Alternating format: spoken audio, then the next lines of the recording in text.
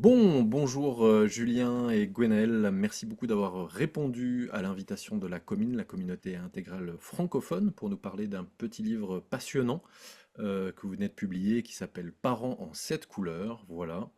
Vous êtes tous les deux des passionnés de la spirale dynamique. Je sais que vous êtes notamment très engagés au sein du campus de la spirale dynamique. Peut-être vous nous en direz quelques mots. Et puis vous êtes aussi tous les deux des papas, des pères. Et du coup, bah, c'était un peu comme une évidence, je crois, de parler voilà, de faire ce lien entre la spirale dynamique et la parentalité, de voir voilà, les potentiels d'application. Moi, c'est ça qui m'a beaucoup plu dans ce livre. C'est vraiment le côté très pratique et qui vient vraiment nous aider, nous soutenir dans nos métiers de parents. Donc voilà, ça va être le sujet de ce partage aujourd'hui. Et voilà, je vous laisse peut-être vous présenter, et puis après on ira dans le vif du sujet. Je sais pas qui voudrait commencer, peut-être Gwenaël, si tu veux commencer à te présenter. J'y vais, ouais. Godaël Le Guével, moi j'ai 49 ans et je suis sur Nantes. Et je suis donc le papa de, comme tu le disais, de deux filles, Lila et Capucine, qui ont 16 et 18 ans. Avec cette particularité que Capucine, elle est atteinte d'une maladie génétique rare. Voilà, j'aurai peut-être l'occasion d'en reparler parce que la grille de lecture m'a apporté pour l'accompagner. Voilà.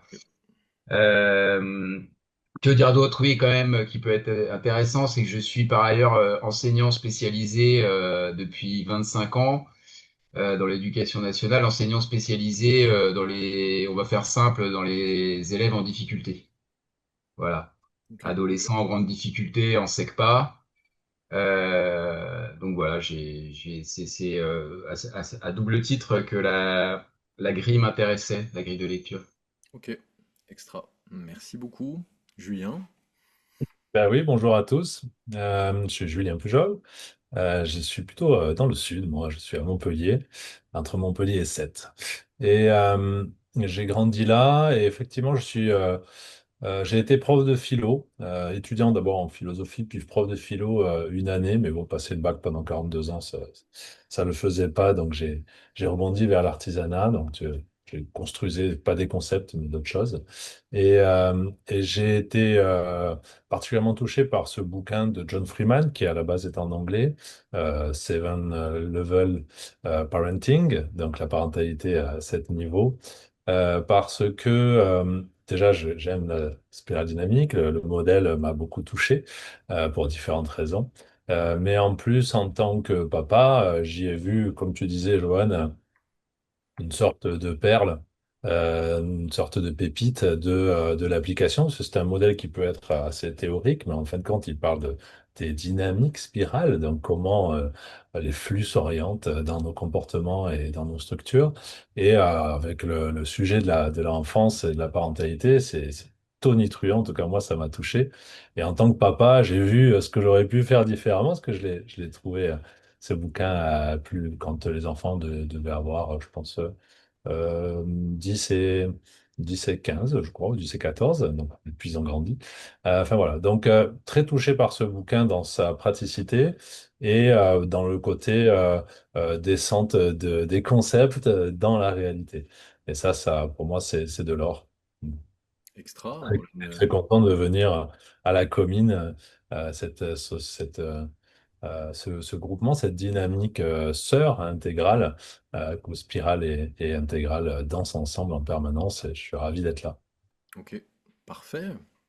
Bon, je vous propose qu'on rentre dans le vif du sujet, du coup, qu'on regarde un peu cette exploration, du coup, et cet accompagnement de la parentalité. Avec grand plaisir. Je vais partager mon écran. Est-ce que vous le voyez? Ça fonctionne, ouais. Super. Alors, je vais juste enlever ça. Voilà. Comme ça, j'y verrai mieux. Ok, donc effectivement, ce bouquin, que je crois que vous voyez à l'envers dans l'image, Non, ça euh, va, il est à l'endroit. il est à l'endroit, mais moi je le vois à l'envers. Ok, donc ce petit bouquin qui est vraiment de l'ordre du manuel pratique, du coaching, en fait, il y a cet ordre-là. Tu me diras, Gonès, il me semble on avait échangé sur ça aussi. C'est comme de l'auto-coaching, de l'auto-accompagnement en tant que parent, système parental. L'enfant évolue, mais aussi la parentalité. Et comment on est embarqué là-dedans? On n'apprend pas à être parent, hein, on apprend sur le tas. Et ce petit bouquin très pratique donne à sentir quelle est ouais, la pente que l'on a à surfer en tant que parent dans ce flux d'informations, d'émotions et de contexte qui est si prenant, aussi troublant. Et donc la parentalité, pour moi, a un enjeu tellement fort que on a fait cet effort avec Gwenaël de traduire ce bouquin pour pouvoir le donner en pâture à la francophonie et sentir qu'on avait peut-être donné une petite brique dans Schmilblick qui puisse faire la différence. Que Gwenaël. Oui, oui, et puis alors ce que je peux dire pour compléter, c'est que là vous voyez en sous-titre le sous-titre qui avait été choisi par John, qui est Accompagner les besoins évolutifs de l'enfant. Et nous, on a ajouté le sous-titre Grandir avec son enfant. Parce que c'est ce que tu disais un petit peu, c'est que il y a cette idée de revisiter sa propre enfance en accompagnant celle de ses enfants. Et c'est très présent dans le livre. Mais c'est très présent, ce qui est très fort, ce qui nous a beaucoup plu aussi, c'est que ça parle de la spirale sans en parler. C'est-à-dire qu'on rentre pas dans une technicité dans les détails de Graves, etc. Mais tout en parlant quand même. Donc il y a cette force-là, c'est-à-dire qu'on peut offrir ce livre à quelqu'un qui n'a aucune connaissance de la spirale et qui retrouvera un tas de choses qui sont parlantes, hein. On a fait le test, hein. On l'a beaucoup offert. Excellent. Ok, donc allons vers la première phase. Donc, ce qu'on va faire en termes de méthode. Euh, alors juste pour vous donner un truc, effectivement, on n'a pas ni ce bouquin ni cette présentation aujourd'hui ne demande de connaissances sur la spirale. À la rigueur, vous en glanerez si vous avez envie, mais pas forcément. On l'a construit pour que ça soit concrètement parlant et qu'on puisse se sentir euh, assez clair dans une vie concrète à se dire bah, c'est quoi l'évolution de l'enfant et donc de la parentalité que j'active et que j'apprends sur le tas. Une première phase, on va travailler par deux niveaux. Là, juste pour vous dire un tout petit peu d'éléments, pour pouvoir oublier la théorie, lâchons là au tout début. Euh, il y a une sorte de danse. Ce que j'aime, souvent en français on parle de spirale dynamique, mais ça casse quelque chose qui est en réalité c'est spiral dynamics, donc c'est les dynamiques spirales. Ce que je trouve très fort, c'est pour ça que je crois que c'est tellement parlant quand on lit le bouquin, et en tant que parent ou en tant que professionnel avec l'enfance hein, en général, ou en tant qu'enfant qui a eu des parents, même on n'a pas besoin d'avoir des enfants pour que ça parle. Ce qui est fort, c'est que c'est une posture qui se propose de décrire les interactions humaines en termes de dynamique. Où vont ces dynamiques? Quels sont leurs virages? Quel est le lieu dans lequel elles s'activent? Et c'est pour ça que c'est tellement parlant et tellement même, on va dire, frissonnant quand on le lit. C'est parce que, en fait, on se sent dans un langage naturel plutôt que d'avoir une description théorique ou quelque chose de pontifiant. Ben, on se sent, et c'est comme si c'est plus proche de l'art martial. Vous savez, quand on essaye de mettre des mots sur ben, prends la clé, la main, l'épaule, PFSI, le langage n'est pas bien foutu pour ça. Par contre, quand il invite à la posture et à prendre un geste, une gesture sur les choses, ben là, c'est tout de suite le corps apprend aussi. Et donc, j'aime beaucoup les spirales dynamiques ou les dynamiques spirales pour cette chose-là. Et ici, on va travailler à chaque fois, il va y avoir une sorte de respiration. Vous voyez, à gauche, on met une couleur et à droite, il y a son répondant. Et on va faire par groupe de deux. C'est comme s'il y avait une oscillation fondamentale entre un premier besoin qui s'exprime dans une direction. Le besoin, il est l'enfant, quand on a les couleurs chaudes, alors on le verra encore mieux dans les couleurs suivantes, mais beige est une couleur, on va dire, un peu chaude, et va répondre à une couleur froide à chaque fois, pour sentir que quand l'enfant est dans le niveau de gauche, donc dans le besoin qu'on représentera à gauche, il est dans son lieu, c'est son besoin qui prime, qui est, on va dire, le vecteur principal, et la parentalité doit prendre ceci en compte, et il demande au monde d'y répondre. Donc le vecteur, il est dans ce sens-là. Je suis là, j'ai un besoin qui est de me construire et je demande au monde de répondre à... Donc le monde, bah, c'est vous beaucoup, mais de plus en plus, l'enfant en grandissant, le monde, c'est plus large que vous en tant que parent. Et à l'inverse, quand on passe dans la couleur froide, dans l'autre niveau, donc côté droit ici, eh ben, l'énergie, les dynamiques du besoin fondamental s'inversent. C'est-à-dire que je suis au service de, j'apprends du monde, et non plus je demande à lui qui me réponde, c'est le monde qui me demande de me conformer ou de m'adapter à son besoin. Et donc, il y a beaucoup plus de réceptivité. On est dans émission dans les couleurs chaudes et dans réception dans les couleurs froides. On est aussi dans une dynamique de croissance en couleur chaude. Donc, l'individu, sa personnalité, ses capacités croissent. Et elles demandent donc au monde elles investissent plus d'énergie dans le monde. D'ailleurs, on le sentira à chaque fois que l'enfant dans les couleurs chaudes, dans les niveaux chauds, il apporte énormément d'énergie dans le monde et ça peut être perturbant pour le parent et de gérer ça. Et à l'inverse, dans les couleurs froides, dans les niveaux, dans ce cas-là, c'est plus une croissance, c'est une consolidation. Il va consolider les acquis qu'il aura développés dans la couleur d'avant, dans le niveau d'avant. Donc, vous voyez, essayez de sentir cette respiration entre je crois et j'investis plus d'énergie dans le milieu, et puis à l'inverse, je prends la posture ensuite, une sorte de respiration inverse, une oscillation retour, je prends l'énergie du monde et je consolide et je m'adapte à sa demande pour pouvoir. C'est une autre croissance, mais une croissance de consolidation, une croissance interne. Voilà. Mm. Et Croissance comme, sacrée, croissance interne. et comme on est ici invité par la commune, ça tombe bien, ça correspond bien à ce qu'on retrouve dans les cadrans, dans l'interdépendance entre cadran individuel et cadran collectif. Mhm. Et Voilà, intérieur, extérieur aussi. intérieur, extérieur. Oui, les deux. Ouais. Hein, on retrouve tout à fait, on retrouve complètement cette, ces deux polarités que l'on retrouve dans le cadran entre je produis dans le collectif mon apport quand je suis en couleur chaude et donc mon individualité est centrale à partir d'eux et j'apporte au collectif. Il doit faire avec moi, il doit m'intégrer, il doit m'accepter en tant que nouvel arrivant et inversement que le collectif dans l'autre énergie. Et puis l'intériorité-extériorité. C'est mon intériorité qui me guide en couleur chaude, c'est l'extériorité qui me guide en couleur froide.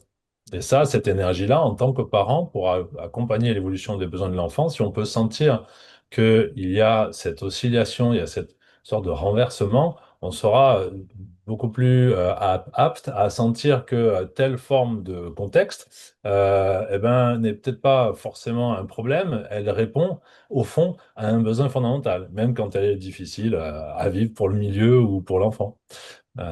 Et juste une petite dernière chose qui me venait pour avant de démarrer complètement. Euh, euh, Ça m'échappe. Hmm, Bon, ça me reviendra si c'est important. Ça marche. Ok, donc la première des phases, c'est l'éveil. L'enfant arrive dans ce monde-là. Il a, c'est inutile de chercher à déjà stimuler, surstimuler l'intelligence. On est plutôt en beige. Le parent comme cocon répond à un besoin de l'enfant en tant que euh, conscience encore non réflexive. Il n'y a pas de niveau linguistique. Évidemment, il y a une porosité à tout cela, hein. Donc, on sait que le bébé reconnaît le langage la langue du parent bien plus automatiquement et rapidement, mais on est plutôt dans l'ordre de l'automatisme, de l'acquisition de la physiologie de base. Et donc le parent, il doit répondre à cela. Il n'y a pas besoin d'aller plus loin que cela en surstimulant le système. L'enfant a besoin de vous comme une sorte de cocon d'accueil de ses besoins fondamentaux, aussi simplement que ça. Et, euh, et donc, alors oui, c'est ça que je voulais dire tout à l'heure, c'est qu'il y a un effet de linéarité dans tout cela, qui peut être assez critiquable, hein, genre, ben, on est dans cette phase, puis après, on passe à une autre. En fait, c'est pas comme ça que ça se passe. C'est une manière schématique de présenter l'évolution.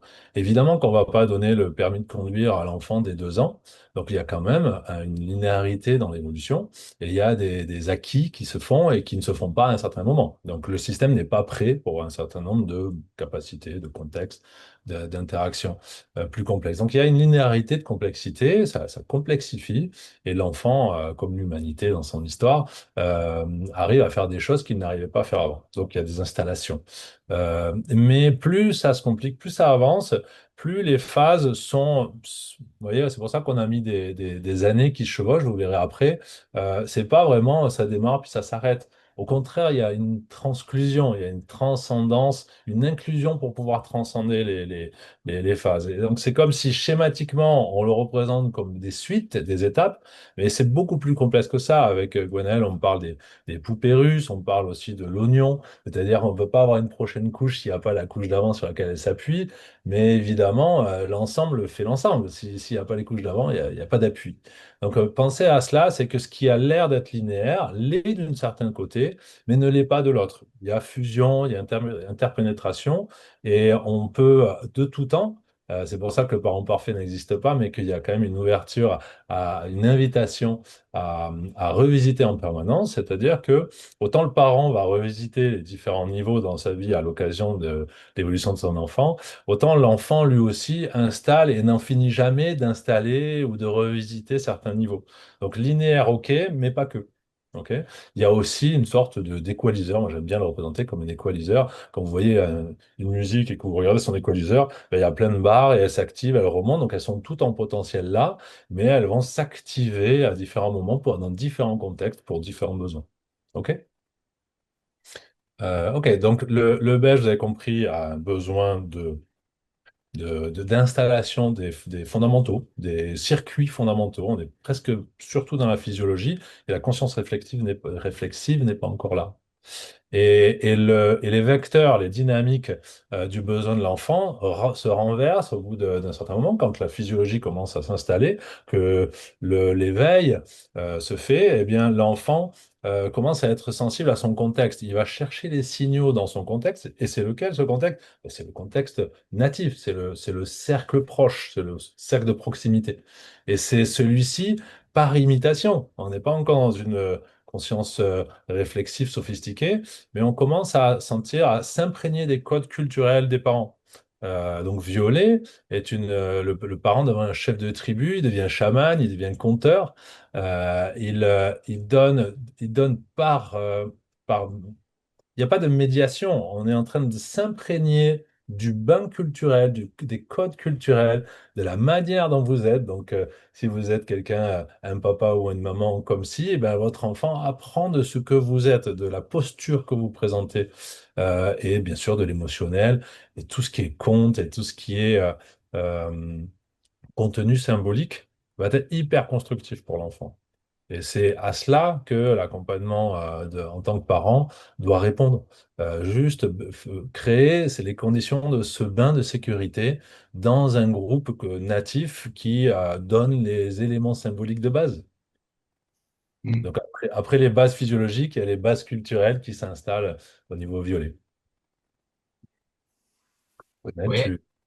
Oui, alors très concrètement, dans les postures que recommande, puisqu'on est un peu, comme tu le disais, dans un manuel, dans les postures que recommande John, euh, il insiste bien sur le fait que, parce que ça c'est quelque chose qu'on peut un peu oublier, parce qu'on est devenu adulte, il insiste sur le fait que le jeune enfant, le très jeune enfant, peut pas comprendre la punition, par exemple, à cet âge-là. Enfin, comprendre. Vous voyez ce que je veux dire? Enfin, en tout cas, ça va être vécu comme une déchirure terrible. C'est-à-dire, il y a eu un débat récemment très intéressant sur le time out. Je sais pas si vous voyez, c'est-à-dire mettre, il y a une bêtise, je mets l'enfant de côté dans sa chambre, etc. Est-ce que c'est bien? Est-ce que c'est pas bien? Enfin bon, voilà. Et en fait, bah, il n'y a pas de c'est bien, c'est pas bien finalement. C'est à quel stade on en est. Ce qui est très intéressant dans les travaux de John là, c'est cette idée de prendre les enfants là où ils en sont, plutôt que là où on voudrait qu'ils soient. Et donc c'est justement veiller à aux capacités et aux besoins de l'enfant proposer quelque chose d'approprié. Donc je reviens à quelque chose de très concret. Il dit par exemple pour le stade beige, votre bébé dépend de vous pour tout. Et donc, il n'y a rien d'autre à faire que de répondre à ses besoins. Voilà. Et ensuite, à ce stade violet, bien se dire que ce qui est absent, c'est la compréhension des punitions, parce que vous êtes encore toujours une extension de lui. Donc en fait, là, pour revenir au time-out, si vous, là, vous créez une cassure, c'est-à-dire, c'est comme une amputation. Donc c'est pour ça que là, ça paraît pas très approprié.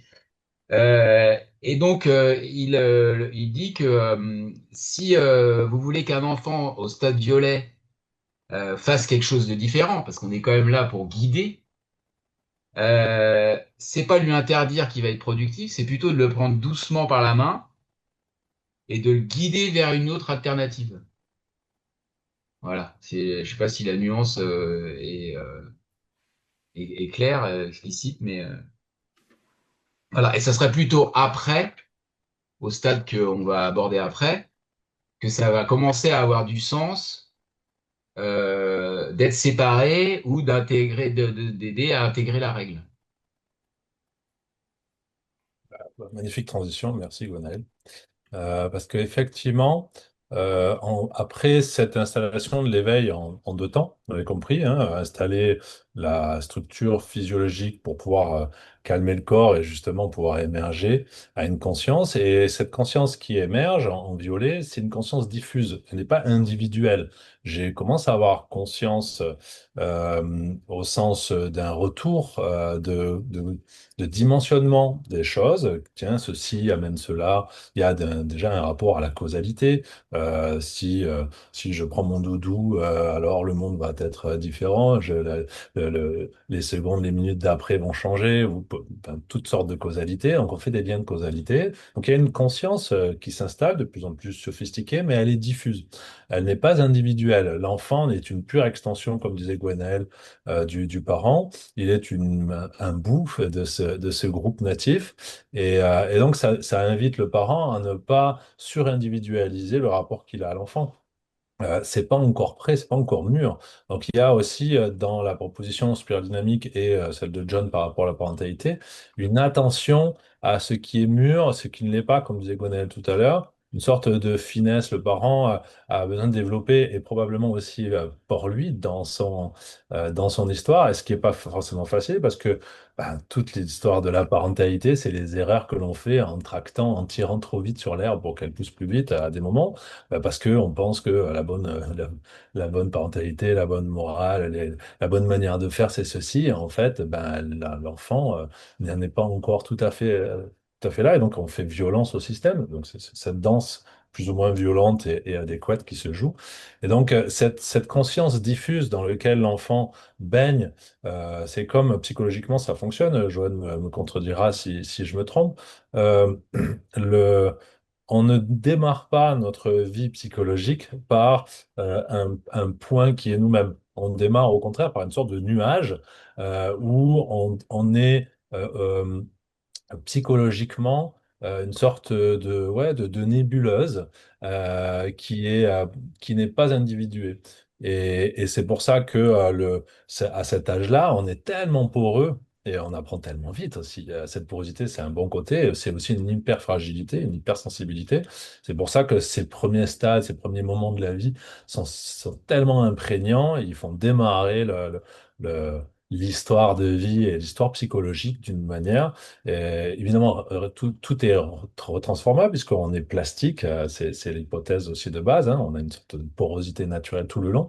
Mais enfin, ça se construit. Et donc, si on peut accompagner l'enfant dans ce caractère diffus de manière consciente, et stratégique. Il y a une sorte de stratégie de parentalité à avoir en fonction de cette dynamique, cette forme de dynamique qui se fait. Et là, de l'éveil, on passe à l'apprentissage. On va passer dans une sorte de, il va y avoir un shift, une marche qui est franchie. Le niveau rouge, donc vous avez compris, on revient, on alterne d'un niveau froid à un niveau chaud, c'est-à-dire d'une dynamique où c'est le contexte qui me construit et je me consolide à l'intérieur de ces propositions, les propositions de l'environnement ou du groupe. Et là, on repart dans une énergie inverse où c'est je suis et le monde va s'y conformer, va devoir faire avec l'apport, la croissance que je lui ai donné. Donc une énergie qui se renverse. L'enfant en violet, il est plutôt dans un besoin de douceur, d'attente, d'imprégnation. Et alors là, c'est l'inverse. Et alors, comme ça ne se fait pas de manière tout à fait linéaire, ça peut être très déstabilisant pour le parent qui a des enfants à un moment donné de la journée ou de la semaine qui est plutôt dans un besoin de doudou et d'un coup qui connecte son petit empereur intérieur ou son chef, son chef avide de pouvoir, de puissance sur le monde, qui est le niveau rouge. Et là, le parent, il a à être un garde-frontière. Il a plus à être ce chef de la tribu, mais plutôt, OK, voilà l'espace dans lequel tu peux exprimer l'énergie d'explosion qui t'anime pour pouvoir exercer ton individualité. C'est ce qui est très étrange. Et moi, le premier, je trouve que j'aurais aimé accompagner mieux violet et rouge avec mes enfants. Parce que quand il faisait, quand il développait cette énergie envahissante dans mon milieu ou dans celui de maman, etc., j'avais tendance à répondre avec mon rouge à moi. Ben bon, c'est moi qui vais couper, c'est ma volonté, c'est ma puissance. Donc j'activais mon rouge aussi. C'est ma puissance qui doit s'éveiller et c'est pas la tienne. Et en fait, de faire cela, c'est empêcher l'enfant d'exercer de manière naïve, brutale, brute, on va dire maladroite, les débuts de son rayonnement personnel. Et donc, c'est comment faire pour qu'il ne déborde pas trop loin. C'est sécuriser les limites dans lesquelles cette expression personnelle peut se faire, mais lui donner toute sa place.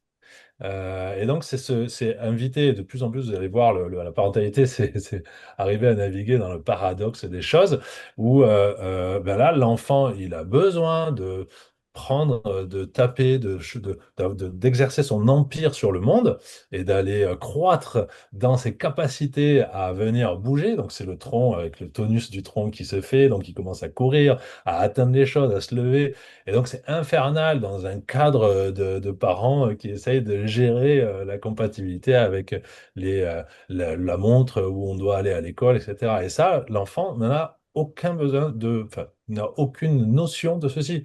Et c'est normal si vous lui demandez d'avoir un respect pour sa petite sœur, un respect pour l'heure de votre réveil et d'être déjà prêt. Eh ben, en fait, l'enfant prend ça comme une demande complètement absurde.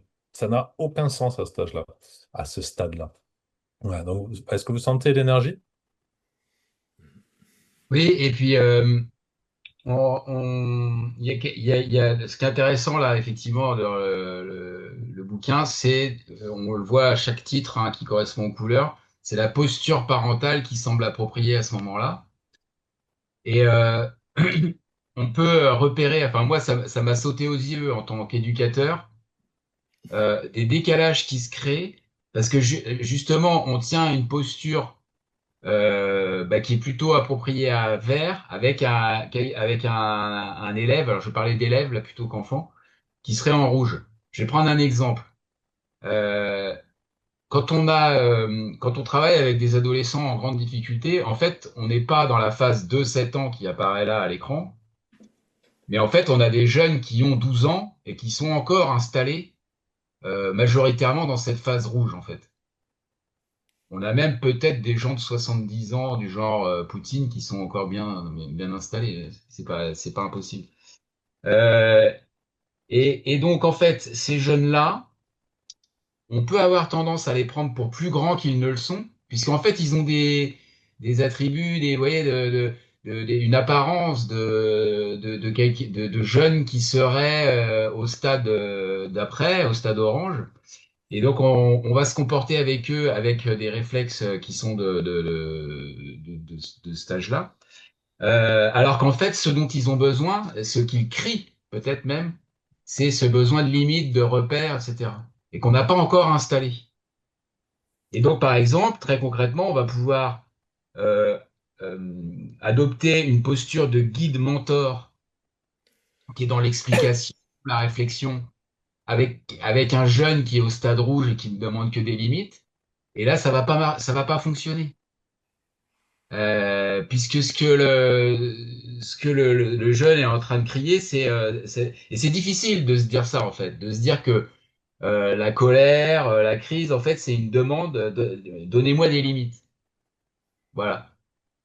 Plutôt que je veux tout péter votre système, c'est pas forcément ça quoi. Ça peut être ça aussi, mais il y a cette recherche-là. Et en fait, on peut taper complètement à côté en utilisant des outils. Alors, quand on avait fait la rencontre la dernière fois, on avait parlé de l'outil de la CNV, par exemple, qui peut, sous certains aspects, par exemple, en demandant de quoi tu as besoin ou en projetant les jeunes dans le futur à ce moment-là, bah, c'est leur parler chinois, comme on dit.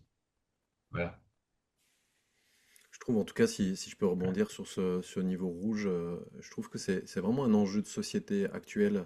Moi, je vois beaucoup autour des gens qui sont soit, alors, qui ont dépassé effectivement les 2-7 ans, soit qui sont encore possédés, on pourrait dire, par ce stade-là et qui fonctionnent sur ce mode de domination qui peut être très destructeur, que ce soit dans les liens, que ce soit dans les rapports au travail, que ce soit le rapport au vivant, hein, de façon générale, et à l'inverse, des gens qui n'arrivent pas à puiser dans la ressource que représente ce rouge-là, beaucoup de gens qui ont des profils verts, éventuellement jaunes, Mm. et qui voilà, qui arrivent pas quand il y a voilà, des personnes qui abusent ou des situations où il s'agit effectivement de confronter, qui n'ont pas accès à cette ressource-là.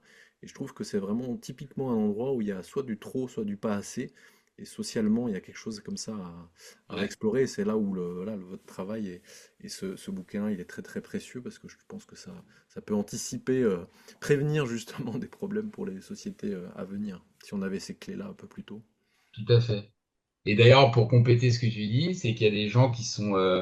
bah, souvent, quand on aborde la spirale dynamique, c'est assez révélateur le fait que rouge, c'est la couleur pas bien, quoi. Mhm. C'est colère, c'est tout. Non, c'est des violents, quoi, dans la typologie. C'est violent, etc. Et justement, c'est peut-être parce que on la regarde avec ce filtre vert, voilà, qu'on n'y voit pas l'aspect très positif de l'assertivité, Mhm. de l'affirmation de soi. C'est-à-dire que c'est un moment où aussi il n'y a pas que le côté je veux tout envahir, quoi. Mhm. Mhm. Ouais, c'est ça, c'est comme si c'était le moment où l'on installe l'action comme un vecteur de déploiement et d'installation et même de prise en compte de sa place dans le monde. Et c'est pour ça que l'individualité démarre vraiment à rouge, elle démarre de manière, on va dire, maladroite, exagérée, mais ça fait partie de cette maladresse de ce rayonnement personnel sans limite ou qui cherche justement que autrui exprime ses limites pour pouvoir s'y arrêter, cette maladresse du rayonnement personnel, c'est un fondamental. Et si elle est installée de manière, et d'une certaine manière, bah, la réalité est toujours dans l'écart à la norme ou à l'idéal. Si elle était installée de manière idéale, on aurait des personnes qui ont accès à leur assertivité, leur énergie de démarrage, puisque on parle vraiment de l'action. D'ailleurs, à cet âge-là, tout est apprentissage. L'apprentissage ne se fait que par la satisfaction ou pas de la conséquence de mon action. Tu peux donner des punitions, c'est juste pris la force de l'autre. Bon, ben, il exerce son autorité, mais c'est pas un apprentissage. Non, on apprend par le essai-erreur je peux. Et si on pouvait être dans cette installation idéale de rouge, on aurait des gens qui ont accès à leur énergie d'impulsion, de pulsion qui s'exprime et qui est avec une sorte de verticalité, mais qui, dans l'amour, a été confiné pour pouvoir prendre une certaine place, mais pas plus. Et donc, on aurait une assertivité qui sait qu'elle a une bordure, d'où le garde-frontière. Alors, évidemment, toute la société, l'intelligence des choses est dans l'écart à la norme, et c'est dans cet écart que l'on comprend comment on peut interagir et comment on peut essayer de s'améliorer dans le système. Et donc, le trop ou le pas assez de rouge vont installer forcément une sorte d'invitation à faire revenir ce stade-là de manière impromptue dans des contextes pas tout à fait adaptés à l'âge ou à la complexité. Et donc, c'est comme si en installant, en aidant l'enfant à installer de manière la plus riche, la plus claire, la plus structurante possible ces différentes phases, vu qu'on est dans un empilement, cette phase-là, je m'appuie toute ma vie sur le rouge pour pouvoir me lever le matin, avoir l'énergie d'engager mes projets, etc. Parce que c'est celle-là qui me donne le peps, la pulsion, la spontanéité dans les choses. Eh ben, si elle a pu être euh, accueillie avec un amour ferme, donc c'est ça qui est très étrange, ce parent dans la phase rouge, c'est au moment où ça semble moins mérité qu'il doit essayer de dire non avec amour. Comment on fait? L'enfant, c'est un tyran à des moments, et il exerce son pouvoir pour voir jusqu'où ta résistance peut aller, parce que c'est comme ça qu'il apprend. Et eh bien, si le non se fait avec amour et n'est pas signe d'une colère intérieure du parent qui agit ça avec son pouvoir de manière déséquilibrée sur l'enfant à ce moment-là, eh bien, en fait, on arrive avec des limites qui sont exprimées dans l'amour ou qui sont prises dans l'amour. Et ça fait des adultes qui ont une verticale. En tout cas, c'est l'hypothèse. Et donc, on a compris que comme à chaque fois, un niveau de complexité se fait de plus en plus, hein, là, on est à rouge, donc c'est déjà 3 niveaux, on sent bien qu'il y a du potentiel en capacité d'action, mais aussi en termes de réflexivité, de traitement de l'information. Eh bien, en passant à bleu, une fois que cette énergie dans le monde du rouge, cette individualité, ce petit tyran qui s'exerce à trouver les limites de son territoire, et de ses capacités, de ses puissances, eh bien, évidemment, plus ça sera testé, plus l'espace va devenir grand, plus l'invitation va être d'intégrer un niveau supérieur de complexité. C'est pour ça que d'une certaine manière, c'est en touchant les limites de chaque niveau, donc le parent est là pour apprendre à l'enfant à toucher, à bien faire le tour des limites de l'exercice de chacun des niveaux. En rouge, on sent bien l'exercice de ces niveaux, mais c'est déjà le cas en beige et en violet. Donc, si en accompagnant l'installation la plus riche, la plus large et la plus claire possible dans chacune des phases, on va toucher les limites du système et c'est depuis les problèmes qui se soulèvent dans le système que l'énergie est disponible pour installer le nouveau. C'est-à-dire, c'est comme si, c'est assez étrange, c'est en faisant face aux problèmes liés à ce besoin fondamental, donc rouge, qui touche la patience de tout le monde, qui touche ouais, l'espace, l'espace même énergétique des gens. C'est-à-dire qu'en rouge, on envahit l'espace de l'autre pour voir jusqu'où il va réagir, pour pouvoir sentir quel est le nôtre, d'ailleurs, d'espace. Eh bien, évidemment, de plus en plus, une énergie devient disponible à intégrer un écran de plus de complexité, tout simplement parce que le monde nous y invite. Il y a plus de complexité que ce que Rouge peut vivre dans son développement. Et c'est pour ça aussi que l'analogie avec la société que Joanne et Gwenaël faisait, nous fait dire, ben ouais, en fait, tant qu'on en reste à rouge, on en reste à un rapport au monde qui se simplifie de manière, c'est quasiment de l'appauvrissement.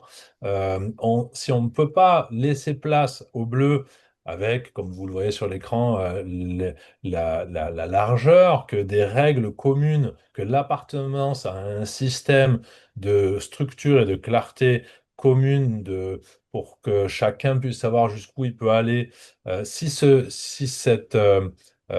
niveau de complexité-là n'est pas atteint, en fait, on reste dans un monde, en devenant un adulte qui reste surtout sur le fonctionnement rouge, on reste dans un monde où j'ai le pouvoir ou je l'ai pas. J'ai la capacité ou je l'ai pas. C'est un monde très limité. Et d'où la souffrance dans un monde complexe qui est le nôtre, qui est plutôt en orange-vert, on verra ce que ça signifie juste après. Eh bien, on va se sentir en fait à un niveau, à un, deux ou trois crans en dessous de niveau de complexité que le niveau global nous invite à prendre. Et donc, on passe à côté de toute une foule d'interactions potentielles enrichissantes. Donc voilà, donc il peut y avoir de la souffrance quand on ne permet pas d'aller jusqu'au bout d'un système afin qu'il ouvre à l'intelligence du prochain. Oui, Gwenaël? Ouais, comme en bleu, enfin, il y a quelque chose, je pense, dans cette phase-là qui est très intéressante qui s'installe, c'est la structuration temporelle. C'est-à-dire qu'en bleu, le plus tard va avoir du sens. La semaine prochaine, si tu fais pas ça, ça sera. En rouge, ça n'a pas de sens. Il faut que ça soit tout de suite la sanction, sinon, voilà. Et encore, on l'a vu là juste avant. Mais là, ce qui semble intéressant dans la posture parentale, intéressant et important, essentiel même, ça va être de rester cohérent et fiable. C'est-à-dire que comme il y a cette installation du rapport au temps, ben c'est là que le jeune va pouvoir commencer à se dire, ah, mais alors attends, il m'a dit ça la semaine dernière, et puis là il est en train de faire le contraire. Donc là, il y a quelque chose qui va être vraiment très important à installer dans la rigueur bienveillante et la stabilité. Voilà.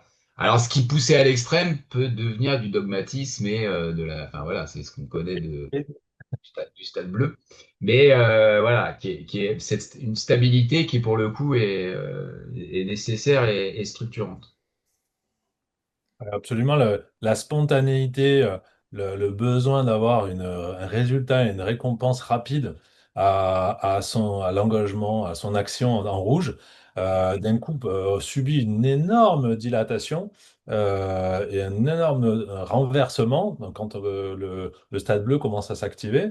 C'est-à-dire que ça va être sporadique au début. L'enfant, il commence à dimensionner ses actions dans un cadre d'espace-temps vraiment beaucoup plus grand. Ça peut être un signal faible qui est très apprenant pour le parent pour sentir où est le curseur.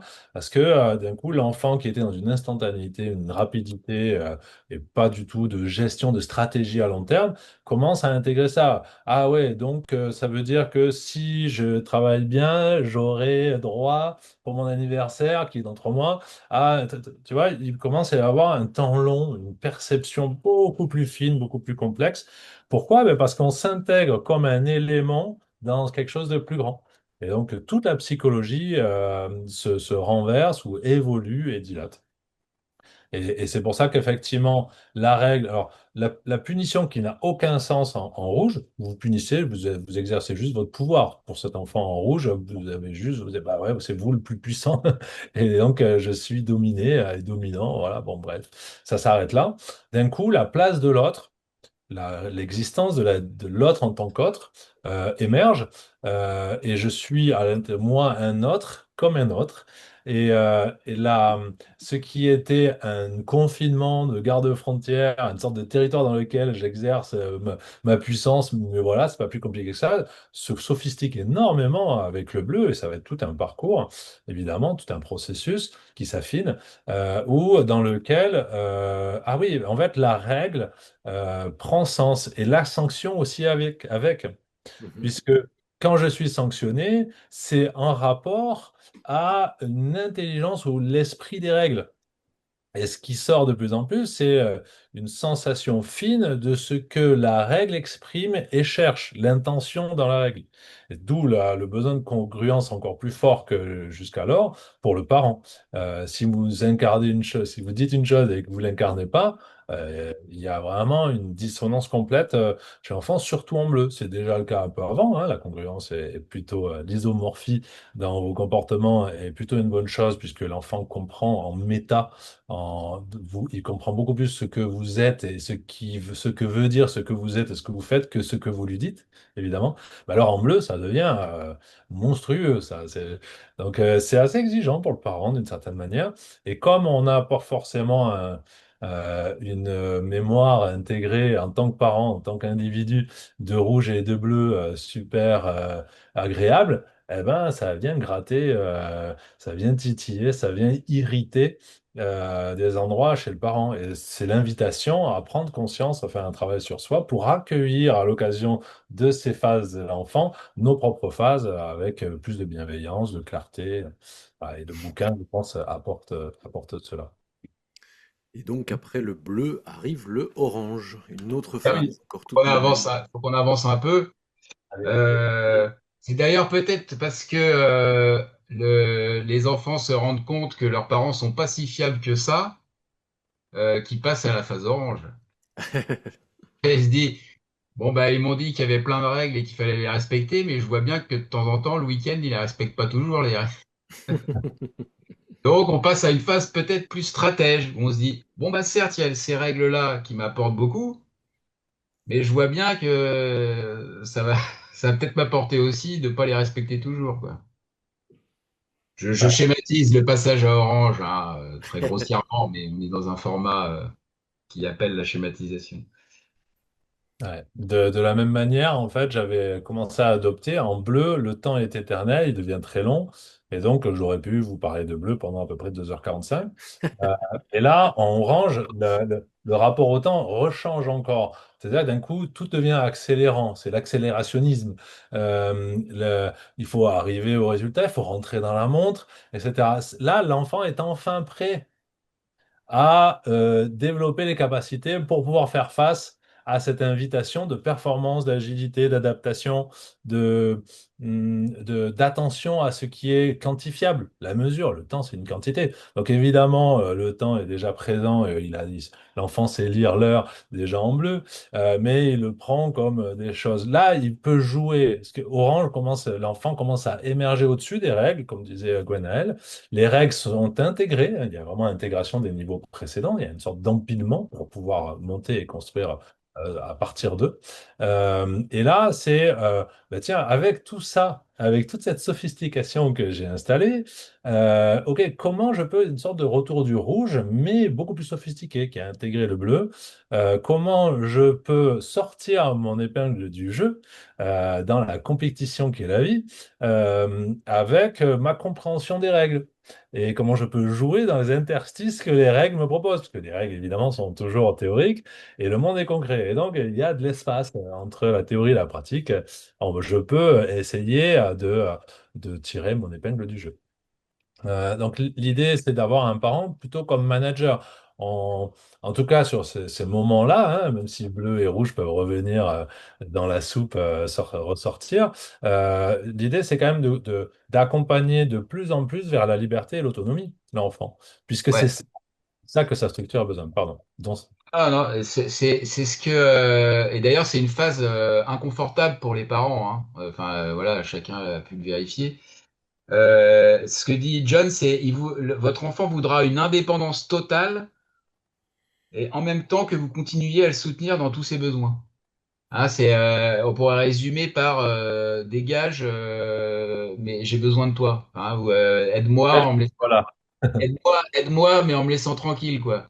Donc il y a dans la posture, il va falloir répondre à une stratégie orange, mais avec sa propre stratégie. Donc il y a ce côté, il parle carrément de cours de formation au management, quoi, comme face pour le parent. Voilà. Et c'est vrai que c'est pas très agréable de se faire envoyer promener, tout en se disant que c'est là qu'il faut absolument être présent. Voilà. Donc c'est cette fameuse phase qu'on dit adolescente qui peut durer très longtemps. Ouais, d'ailleurs, la société en ce moment est dans l'adolescence, hein, en termes d'histoire du moment, en tout cas occidentale. où il y a cette croissance, j'en vois dans le monde de l'énergie, hein, c'est très créatif, hein. Orange est un moment d'expansion des capacités, des potentiels. Il y a toute cette beauté du déploiement de l'individu avec un niveau de sophistication qui lui donne la confiance pour aller jusque dans le monde, à ajouter son petit truc, son grain de sel. Euh, et en même temps, il y a ce besoin que papa et maman soient quand même là au besoin, quoi. Ok, ce paradoxe comme en rouge d'ailleurs, hein, pouvoir dire non dans l'amour, quoi, alors qu'il Beaucoup de est rouge. ouais, donc il y a cette proximité de rouge et de orange qui peut être déstabilisante. Et en même temps, ben, le parent est là pour devenir un manager, non pas confinant, mais stimulant, vérifiant. Tout ce qui est mesurable est intéressant. Ça développe, ça stimule les capacités naturelles qui s'installent dans Orange, chez l'enfant et chez le parent aussi. Et alors, le parent qui a un rapport à la fin justifie les moyens, je vais tout casser, je suis la nouvelle rockstar qui débute, ben, ça peut être assez déstabilisant pour le parent de voir le rayonnement de son enfant qui croit en lui, ou quand tu vois, qui joue à croire et à faire croire au monde qu'il apporte et qu'il est l'unique à pouvoir apporter ça. Et c'est vrai. Donc c'est le paradoxe d'une chose et son contraire. Vous sentez que la parentalité est loin d'être quelque chose de simple. Et donc, une fois que le orange s'installe comme ça, avec de plus en plus d'énergie dans le monde, eh ben, rebelote, il y a le système, l'énergie globale en systémie demande à ce que, ok, tu investis, mais tu fais peut-être pas trop gaffe quand tu investis comme ça le monde avec tes potentiels et tes réalisations. Eh bien, qu'est-ce qu'il en est de tes besoins profonds en termes d'être sensible? Où en est ta sensibilité? Où en est ton être profond, ton intériorité là-dedans? Hein. Est-ce que, voilà, est-ce que tu fais la part et où en est la sensibilité d'autrui? Et aussi, euh, comment tu fais pour pouvoir demander au monde d'accepter que tu lui extrais autant d'énergie pour pouvoir grandir toi? Alors que peut-être que le monde a ses limites, sans doute d'ailleurs. Et donc la phase verte, en termes de sociétal et aussi individuel d'évolution de l'enfant, c'est cette prise en compte d'un coup de, oui, mais quelles sont les limites sensibles, subtiles du système dans lequel je déploie ma personne. Et donc, c'est encore un niveau qui touche à la liberté, à la personnalité, au déploiement de la personne, mais qui leur renverse l'énergie. C'est-à-dire, ma personne, c'est aussi, par cette liberté, le sujet d'une responsabilité particulière. Et donc, beaucoup d'enfants vont avoir ce moment où ils se sentent investis de devoir défendre des causes profondes pour la planète, beaucoup plus large. Donc, ce mondocentrisme qui commence en orange, il prend une nouvelle forme en vert qui est, OK, et qu'est-ce que je fais pour la planète ou pour le monde ou pour autrui. Voilà, donc vous sentez encore cette polarité, ce renversement? Ouais, ouais, ouais. Et dans la posture parentale qui correspond, John nous invite à être un modèle d'écoute bienveillante et de tolérance. Voilà, peut-être en écho.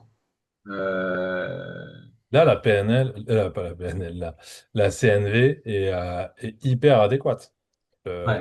L'écoute, alors évidemment, la CNV se fait aussi, Marshall le fait aussi dans des tribus qui sont en conflit extrême. Donc, évidemment, il y a une caricature à faire de la CNV que cela. Mais il y a aussi ceci. Là, l'enfant, écoutez la sensibilité de l'enfant et son chemin singulier a toute sa place pour soutenir la construction, les connexions profondes qu'il est en train d'installer. Hmm. OK? On passe à l'autre niveau? On a fait le tour? On avance, tie-dye? Ok. Alors, non. Voilà. Comme vous l'avez senti, la parentalité, c'est une sorte de surf paradoxal. Et quand l'enfant sera lui-même un adulte, peut-être parent, ben, quelle sera encore la relation que le parent peut, ou peut commencer à préparer et va activer de plus en plus au moment où c'est l'âge, où c'est le contexte, eh bien, devient le parent comme ami, c'est-à-dire d'adulte à adulte. Et ça aussi, ça peut être un sacré challenge. On peut ne jamais vouloir les mamans, les papas, à ce que ben, l'enfant devienne un égal. Et ça peut être difficile d'avoir, tout en restant son parent et son référent, on devient aussi cet égal, cette personne en plus dans le système. Ça peut être un challenge. Je vous invite à sentir que cette énergie-là, le niveau jaune, le septième niveau, qui peut être un vrai challenge.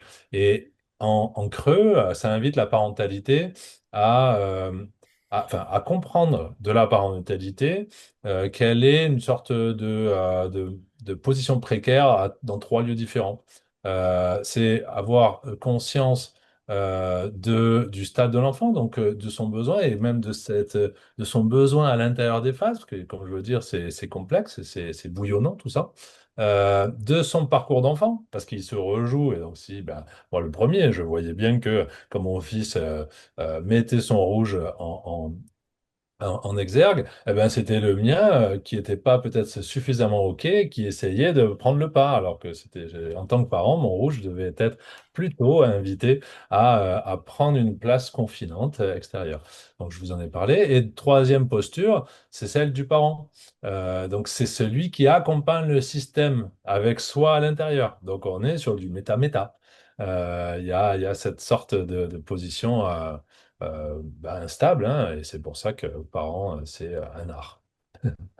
Euh, et puis, ah oui, alors on voulait vous montrer, vous avez compris en filigrane que quand un système évolue, il évolue de manière schématique, mais aussi de manière complexe qui dépasse, qui déborde de partout le schéma. Donc, faisons toujours l'effort de tordre le schématisme pour partir de lui, à partir de lui, comprendre et intégrer la réalité. Le cadre n'est pas le territoire, pardon, la carte n'est pas le territoire. Mais évidemment, sans carte, c'est plus difficile quand même de naviguer quand le territoire est grand. Et donc, c'est le cas de la parentalité. Là, peut-être Gwenaël, je te laisse faire sentir ce schéma qui est inspiré dont John s'inspire depuis la proposition des polarités chez Barry Johnson. C'est ça. C'est un bouquin qui est pour l'instant que en anglais, qui s'appelle End de Barry Johnson, dans lequel on retrouve cette grille de lecture qui est hyper intéressante, parce qu'on retrouve ça en fait finalement tout au long de la spirale. C'est cette tension entre deux polarités, entre émanciper et accompagner, entre libérer l'initiative de l'enfant ou lui assurer un cadre. Et en fait, finalement, vous savez, quand on a retrouvé ça d'ailleurs dans les discussions de l'autre jour, un débat qui est récurrent entre les laxistes et les autoritaristes. Dans une salle des profs, ça loupe pas quoi. C'est toujours celui qui laisse trop la liberté aux élèves, celui qui cadre trop. Euh, En fait, on oscille sans arrêt, c'est ce que montre ce schéma, et on n'a pas le choix, en fait. Ça, c'est le propos la polarité est là, qu'on le veuille ou non. Et on va osciller en permanence entre, c'est ça qui nous tiraille, entre l'acceptation inconditionnelle de la personne et l'acceptation conditionnelle des comportements. Et c'est ça qui est difficile à tenir, c'est les deux. Je t'accueillerai dans ma classe quoi qu'il arrive, mais pour autant, je vais pas tolérer tous les comportements. C'est comme ça qu'on peut réussir à le tenir. Parce que sinon, on peut tomber dans une confusion, à faire une confusion entre la personne et ses comportements. C'est-à-dire, finalement, on finit par dire tu es un délinquant avec le présent l'indicatif, qui est terrible. C'est-à-dire qu'on va fixer ça chez le jeune en lui disant c'est toi le problème. Et c'est pas tes comportements. Je sais pas si vous voyez voilà, la nuance, mais qui est essentielle, qui est hyper importante.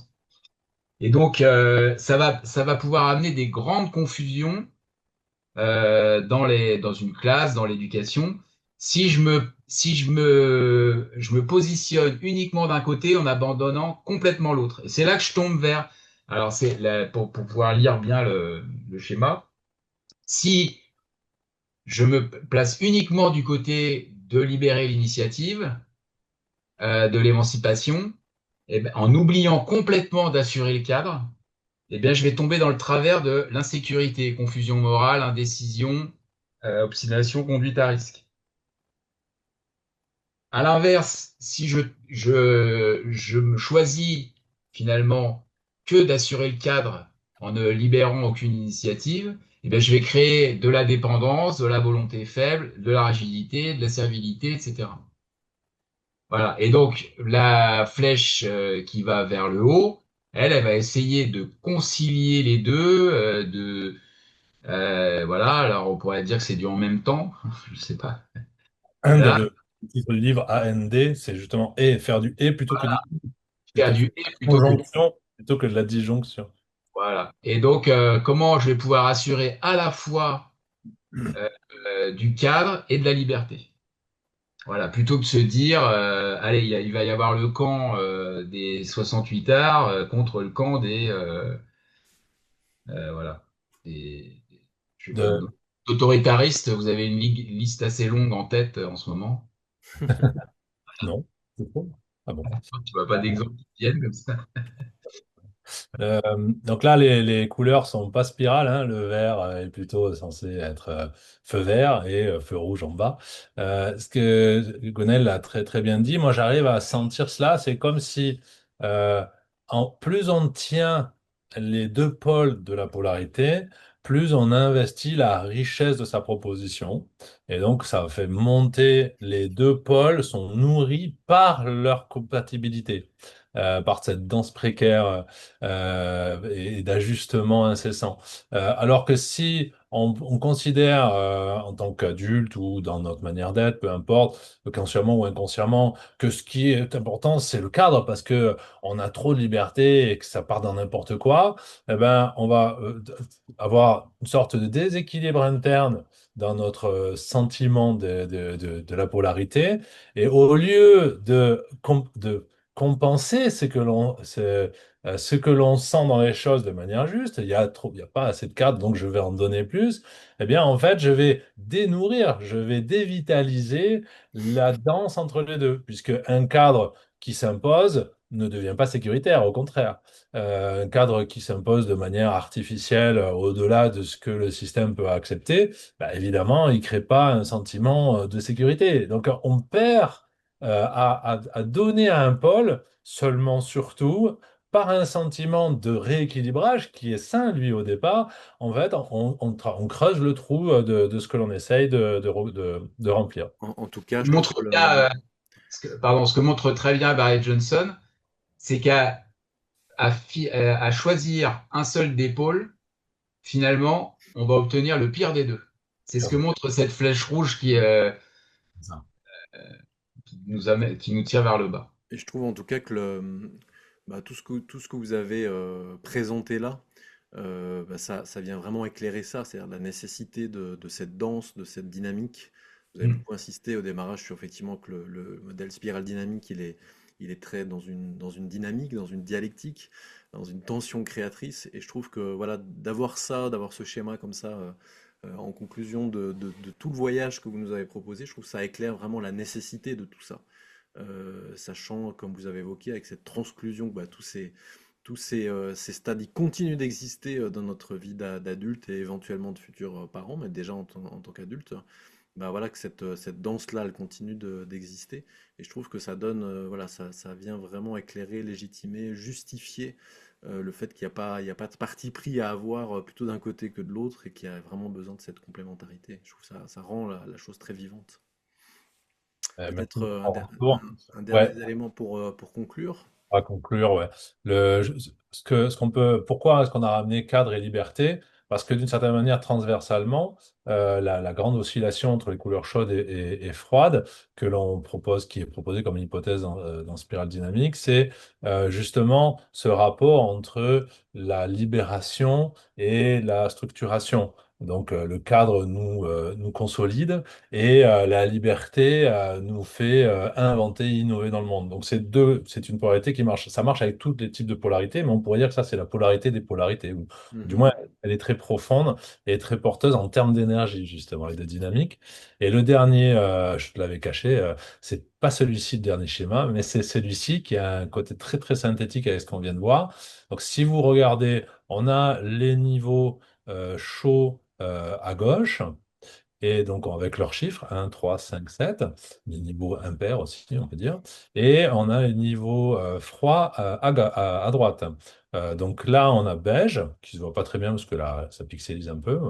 Donc recevoir soin et soutien. Donc quels sont les besoins fondamentaux dans lesquels la parentalité va surfer comme ça en zigzag le long dans le goulet de la vie? Eh bien, recevoir soin et soutien, se sécuriser au sein de la famille, découvrir le jeu, hein, le niveau rouge, c'est ça, découvrir ce que je suis, jusqu'où je peux aller, apprendre les codes qui guident, puisque les codes sont guidants. Donc, sans code, si vous ne donnez pas à votre enfant les codes, eh bien, en fait, vous croyez lui donner de la liberté, mais vous lui donnez surtout de la sécurité. Je n'ai pas les codes de compréhension, donc comment je m'insère dans tout ça? Et avec ces codes, je peux établir mon identité au monde, donc on revient sur un niveau identitaire, puis se connecter humainement, c'est-à-dire que là, on reconnecte enfin la place de l'autrui, d'autrui qui était en bleu, mais c'est un autrui, on va dire abstrait, devient véritablement concret et sensible. Donc autrui est un être sensible comme moi et je me reconnais sensible parce que par sa présence. Donc là, on est dans un moment de richesse très actuel dans nos sociétés aussi. C'est ça l'enjeu, d'une certaine manière, du moment. Et puis, activer les émotions avec intelligence, c'est l'invitation à la parentalité et à l'autoparentalisation de l'enfant en devenant un adulte. Mhm. Donc, on a le système qui se boucle sur lui-même. Et vous voyez la sinusoïde qui se propose par-dessus tout ça. C'est ce qu'on disait tout à l'heure. S'il y a trop de l'un ou trop peu de l'autre, on nourrit plutôt un rapport, alors toxique, c'est peut-être un gros mot, mais déstabilisé, peut-être non fonctionnel, dysfonctionnel. On nourrit plutôt un rapport dysfonctionnel à l'adaptation, parce que on parle depuis tout à l'heure de comment l'enfant s'adapte à son monde et à lui-même dans le monde. C'est une histoire de vie. Vivre, c'est quoi? C'est s'adapter, to cope, comme les Anglais disent. Donc faire avec, comment on compatibilise, comment on fait avec le monde et avec soi au milieu. Donc trop, trop peu. Et donc l'idée de la parentalité et de son développement personnel, c'est comment activer avec l'équilibre l'ensemble de ces énergies structurelles. Voilà. Extra, merci beaucoup pour ce voyage absolument incroyable. Je trouve qu'on retrouve bien la dimension holonique du développement. On peut vraiment zoomer sur chaque stade comme un holon, comme une unité. On voit bien un tout en soi et à quel point il prend son sens quand on le remet comme ça dans cette échelle globale que vous nous avez amené. Je trouve que pour moi, c'est ça qui est aussi précieux. Ça amène vraiment une sagesse à chaque échelon. Et je trouve aussi le fait d'avoir cette vision d'ensemble. On n'est pas coincé à un stade, mais il y a des stades après. Je trouve en tant que parent, c'est aussi aidant quand on se sent un peu challengé effectivement par certaines étapes. En tout cas, un grand, grand merci. J'invite vraiment nos auditeurs à aller voir, à aller se procurer voilà, c'est tout cet ouvrage qui est vraiment voilà, un concentré de sagesse, d'application de la spirale dynamique. On mettra le lien d'achat en direct dans les descriptifs de la vidéo. Le lien aussi du manuel, on a donné une synthèse pour que, même sans prendre le livre, ou même avec le livre, on ait déjà une synthèse. Absolument. Bien. Je mettrai aussi le lien du campus de la spirale dynamique qui propose aussi plein de choses. Donc si vous voulez creuser, explorer un petit peu plus les différentes applications de la spirale dynamique, ben, il y a plein de propositions, de présentations et des rencontres même in real life proposées par le campus de la spirale dynamique où vous êtes très engagé. Donc n'hésitez pas à aller voir tout ça.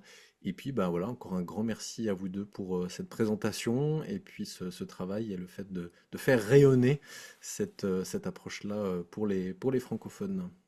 Ouais, on a l'envie et on est stimulé à faire des formats qui aident, qui accompagnent la parentalité, entre autres avec cette approche spirale. Et le campus est effectivement un rassemblement des spiraliens, spiralophiles, où on pourra l'année prochaine construire comme dans des labos avec certains euh, personnages phares, comme celui de Johan Henry, qui nous a accueillis aujourd'hui. Je te remercie à la fois pour toute l'intelligence et l'énergie que tu mets en francophonie pour la prochaine intégrale. Merci beaucoup à tous les deux. À bientôt. Bye bye. Salut.